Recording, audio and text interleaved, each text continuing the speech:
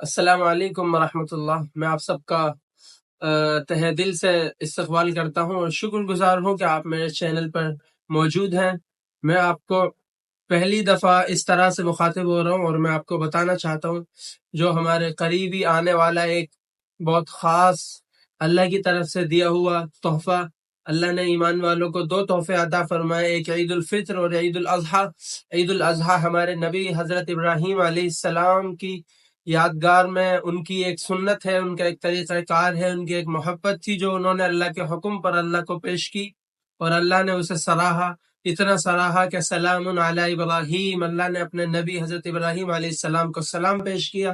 رب کا اپنے بندے کو سلام پیش کرنا بہت بڑی بات ہے، معمولی نہیں ہے، لیکن اللہ نے اپنے نبی کو سلام پیش کیا۔ وَتَرَكْنَا عَلَيْهِ فِي الْآخِرِينَ، اور ان کے اس عمل کو رہتی دنیا تک کے لیے قائم رکھنے کے لیے حکم دے دیا کہ آپ کو قیامت تک اس عمل کو کرنا ہے۔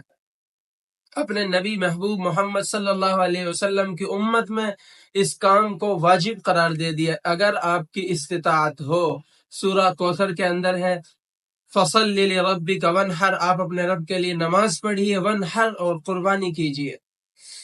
یہ اللہ کا حکم ہے اور اللہ کے احکام جو بھی ہوتے ہیں قرآن کے اندر وہ تمام آپ کے اوپر واجب ہوتے ہیں، فرض ہوتے ہیں، اور اللہ کے نبی کا جو عمل ہوتا ہے وہ آپ کے لیے سنت ہوتا ہے۔ دین کامل محبت کی طرح ہے، انسان محبت میں جتنا کامل ہوتا ہے، پورا ہوتا ہے، وہ اتنا ہی تمام کاموں کو محبتاً انجام دیتا ہے، محبوب کے طریقے سے انجام دیتا ہے۔ اللہ کا حکم ہے، آپ اللہ سے محبت کرنے والے ہیں تو اللہ کے حکم کو اللہ کے طریقے سے انجام دیں گے، جس طرح اللہ خوش ہو۔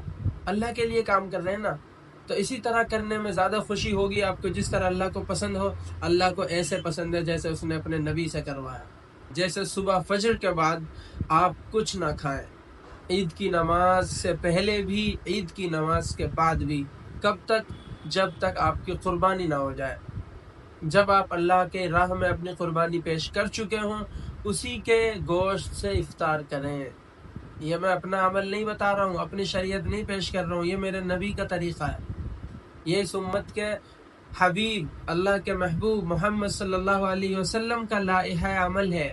انہوں نے اس عمل کو انجام دیا، اس طرح انجام دیا، اسی گوشت سے نبی صلی اللہ علیہ وسلم افطار کیا کرتے تھے۔ آپ بھی ایسا ہی کریں تاکہ وہ قربانی مکمل ہو۔ نماز سے پہلے قربانی کامل نہیں ہے، نماز کے بعد قربانی کی جانی چاہیے، اسی گوشت سے افطار کیا جانا چاہیے۔ حضرت فاطمہ کو اللہ کے نبی نے حکم دیا تھا کہ جب تمہاری قربانی ہو رہی ہو تو تم اسی کے پاس موجود رہو، یا تو اپنے ہی ہاتھ سے قربانی پیش کرو، اتنا امکان نہ ہو تو کم از کم وہاں موجود رہو۔ تو حضرت فاطمہ نے سوال کیا کہ اللہ کے رسول، کیا یہ ہمارے لیے حکم ہے یا پوری امت مسلمہ کے لیے؟ اللہ نے نبی نے کہا میرا حکم بھی، میرا عمل بھی، سارے کے سارے احکام و اعمال میرے سب پوری امت مسلمہ کے لیے۔